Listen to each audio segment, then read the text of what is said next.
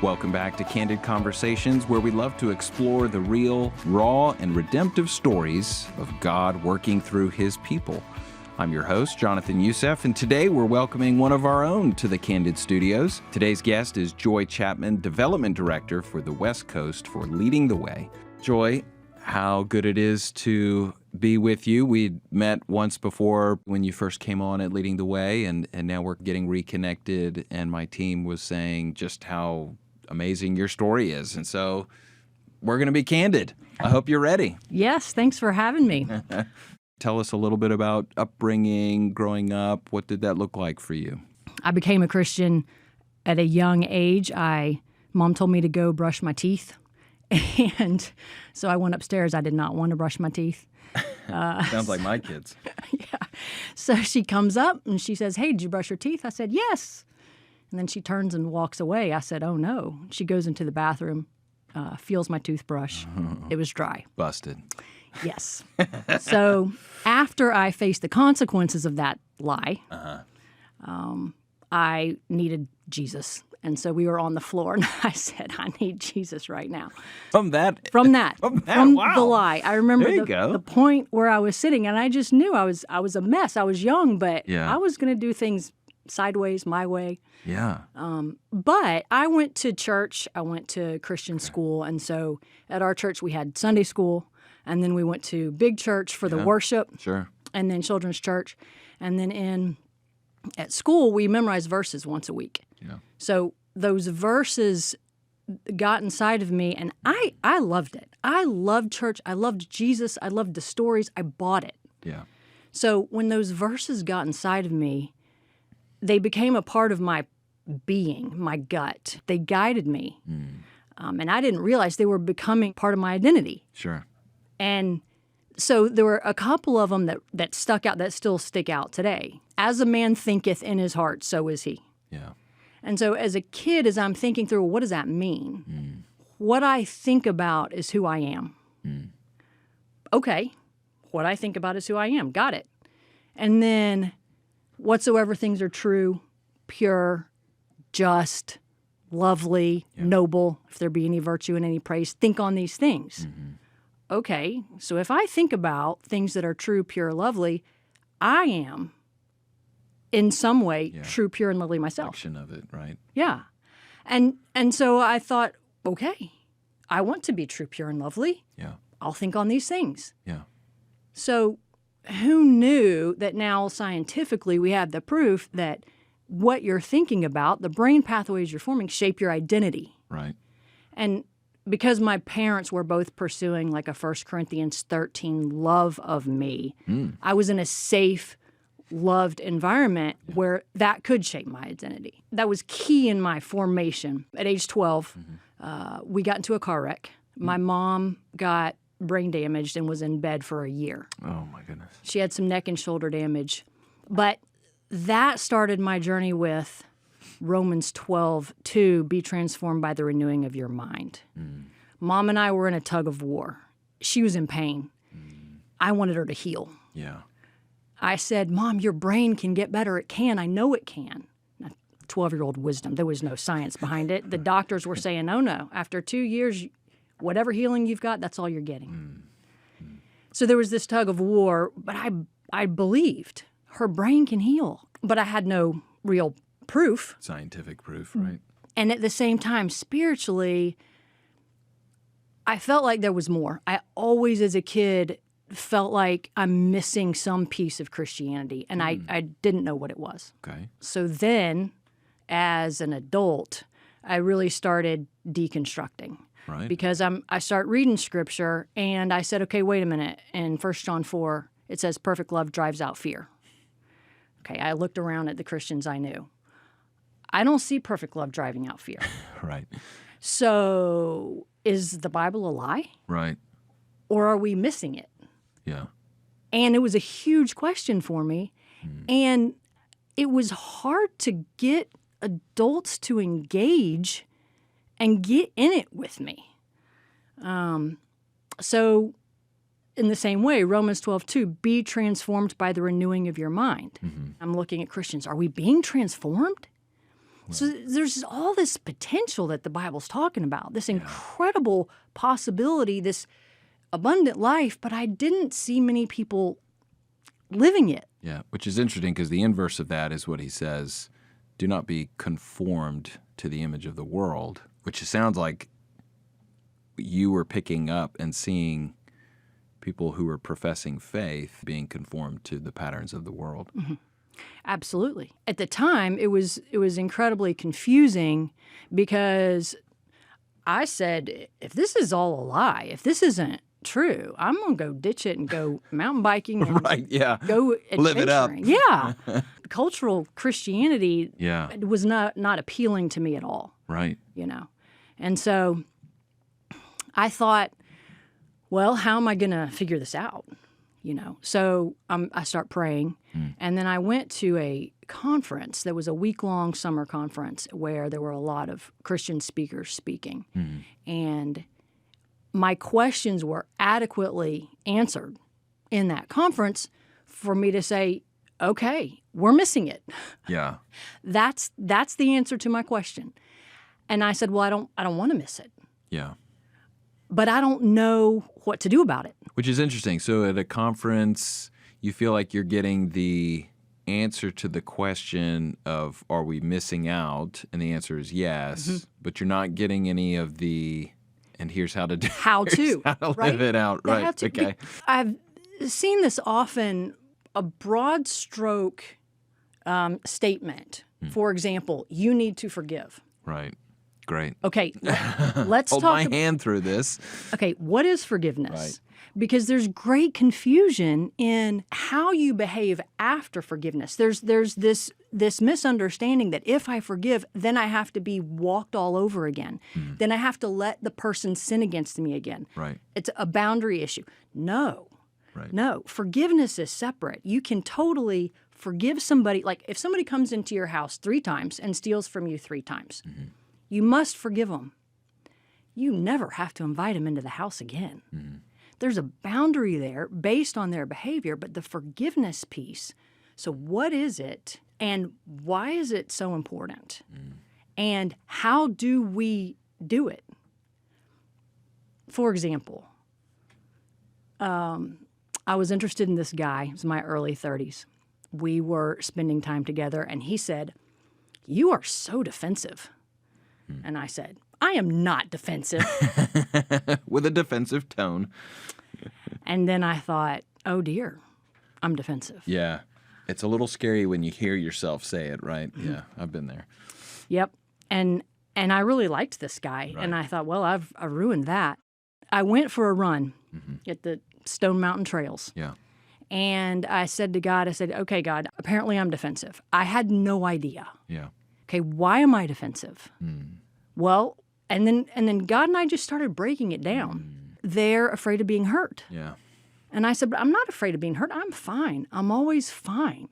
Because I had made up my mind that I was going to be fine, even keel, emotionally level, never the problem. Okay. And so that's how I behaved. And I believed that's how I was. I actually believed I was fine. And so God says, Joy, are you really fine? I was like, yes. He says, Joy, start thinking about the people who've hurt you over the course of your life. And he brought to mind 13 people who had hurt me. And I said, wait, what? And all this pain started coming out. I'm on the trail. I'm running. I'm screaming. I'm sobbing. The pain's pouring out. I'm using every word in the vocabulary that's at my disposal. And it's as if God took my filter off my mouth and said, I want you to feel this. Yeah. And so I felt it. And I said, God, I know, there's 13 people. I've got to forgive them. I know, 70 times 7. I got it, but not right now. I need a minute. So this is my life. This is who I am. So all this revelation about this hurt that I had squelched is coming to me in the moment. I needed a minute just to feel it, and he gave me that. He gave me several minutes. It was loud, it was powerful, and it was cathartic. And so as I'm doing that, I keep saying, I'm not forgiving them yet. I'll do it. Not yet. Not yet. This is me. Well, then I stopped screaming and crying. And Everyone on the trail is now checking to make sure you're okay. And do you know, I didn't run into a single person. It was just me and God. And at the end of it, as I took a breath, I realized I've already halfway forgiven them. I was like, God, I didn't want to forgive them yet, but now I'm halfway forgiven them. Fine, I'll just forgive them all. And he's like, all right, let's do it. And he worked in my heart.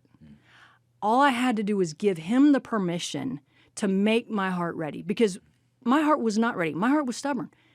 He changed it in that moment. And so then there was this immense relief. This immense weight came off my shoulders. It was astounding to me. If you ask me who was on that list of 13, I can only tell you maybe 2, because it's done. yeah, They're completely forgiven. The power of the pain over me is gone.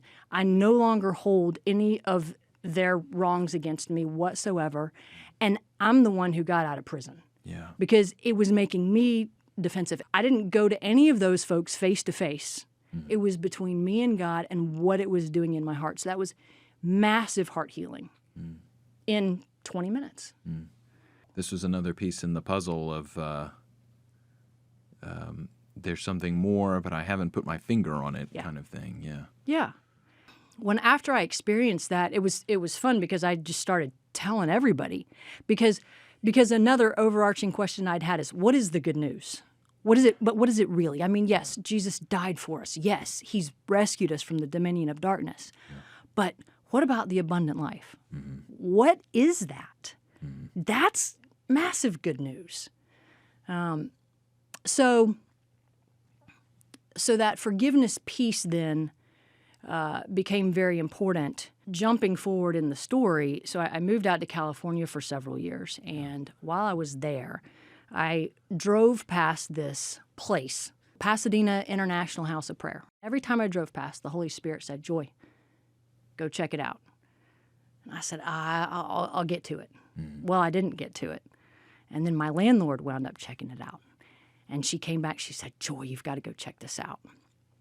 So I went there, and long story short, they do deep healing prayer with Jesus, and it focuses in on fear, forgiveness, and identity. This all deeply resonated with me, and it's healing those things in an 1.5 hour long prayer session, or 2 hours.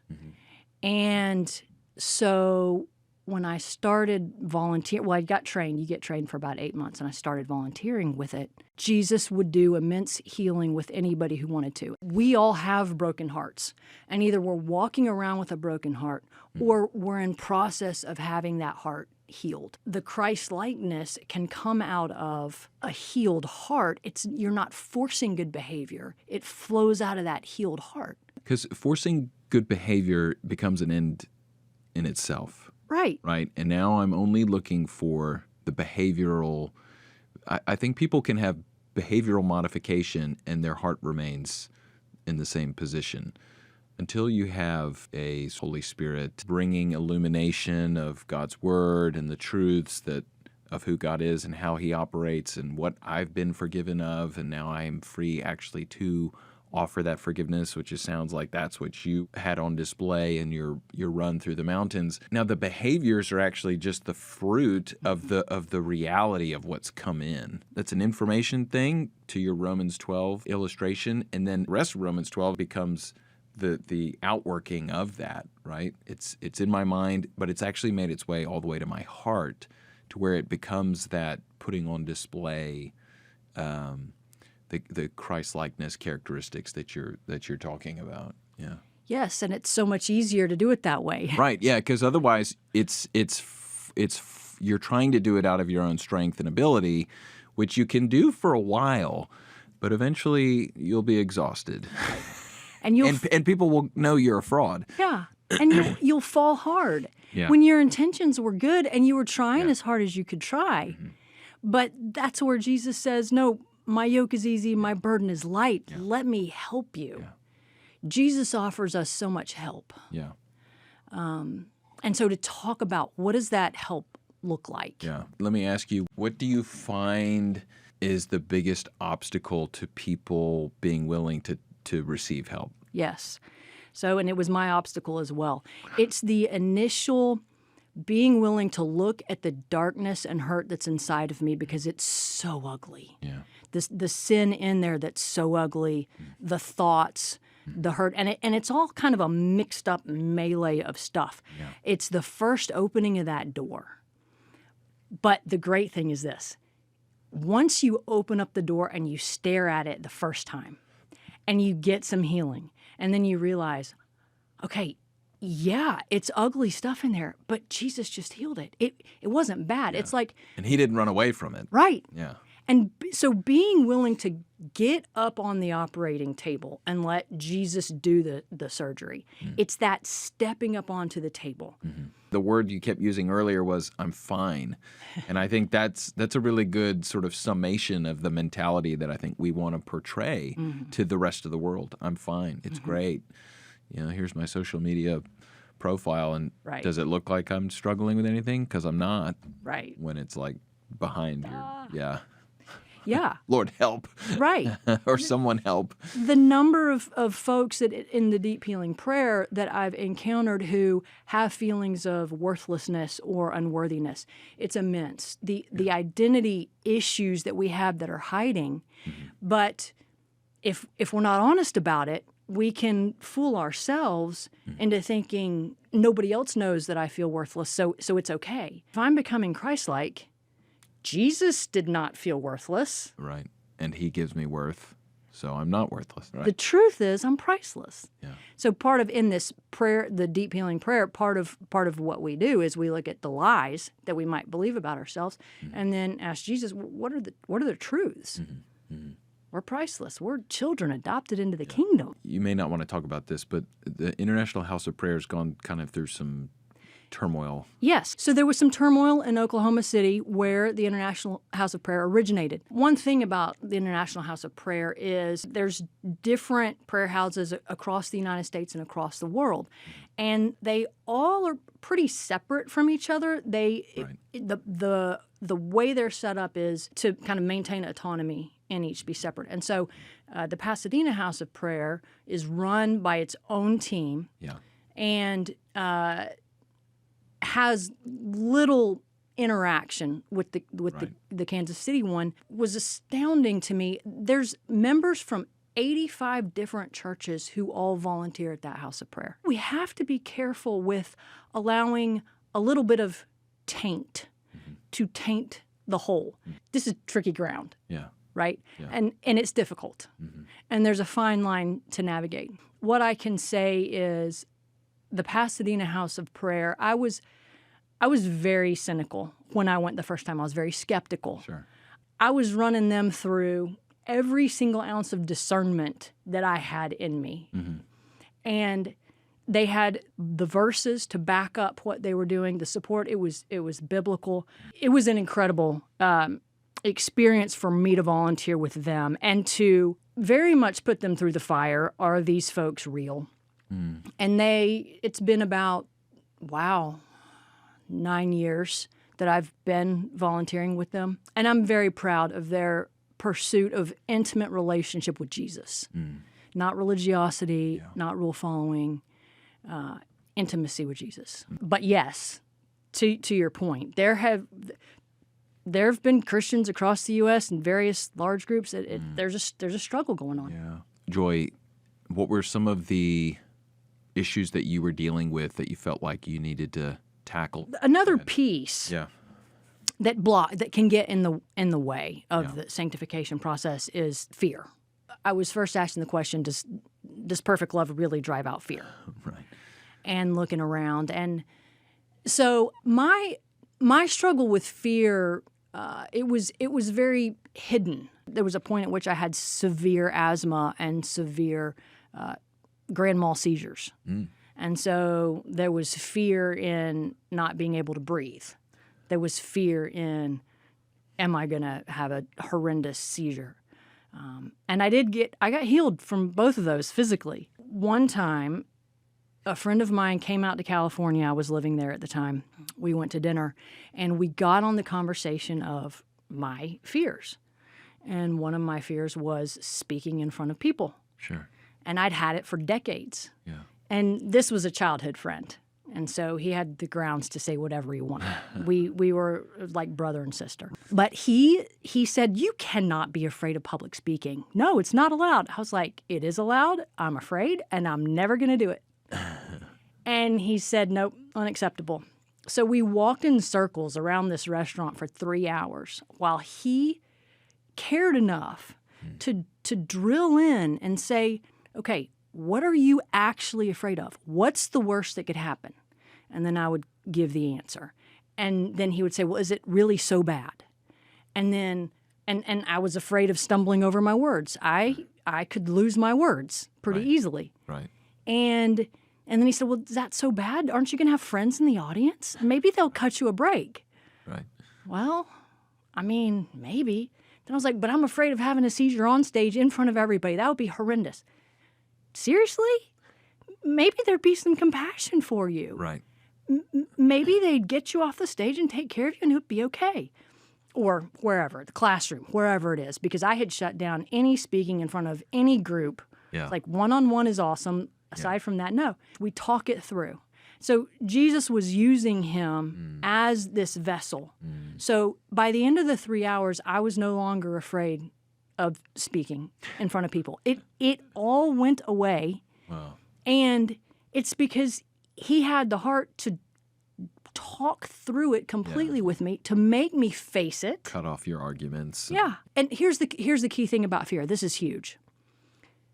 When you speak your fear out loud, it is not as ferocious as when it's inside your head and it hasn't been spoken. Most people think, well, if I speak it out loud, it's going to make it bigger and worse. Right.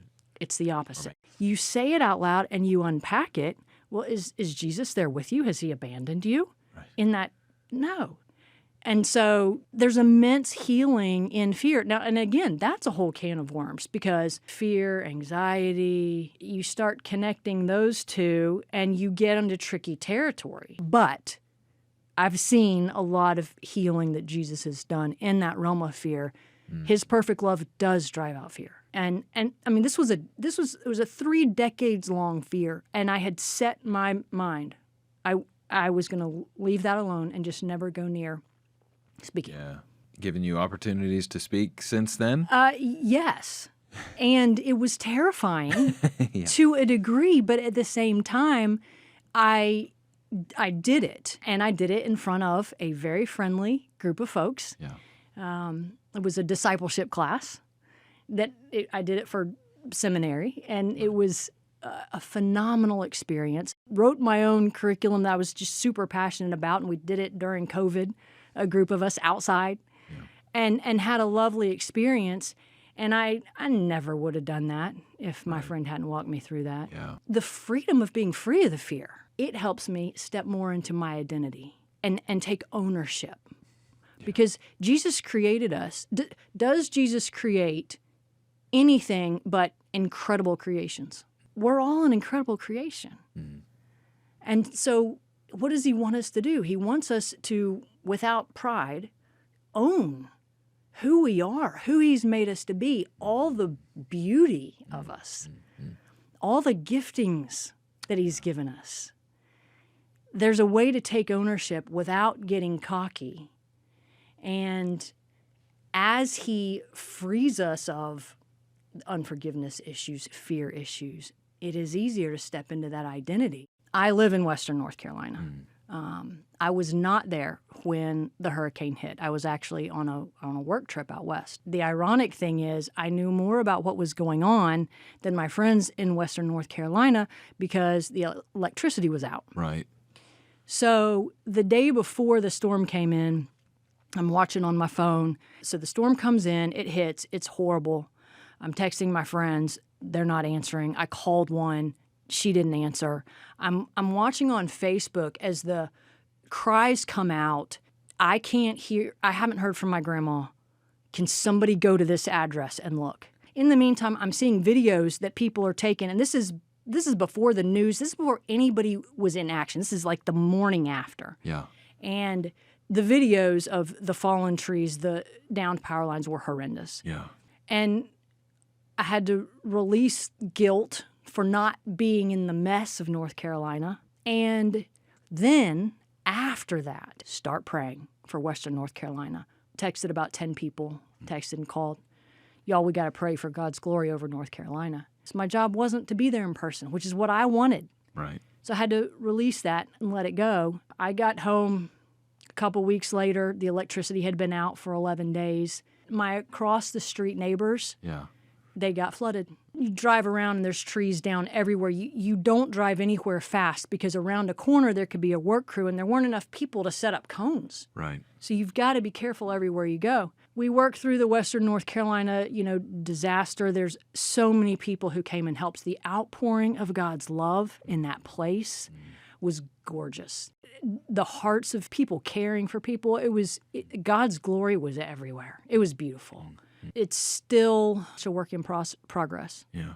Early January, I get a text on my phone at midnight that says, Joy, there's fires. We can't take your car. We're leaving. So I'm like, wait, what? There's fires. My friends had to evacuate, and there wasn't enough of them to take my car.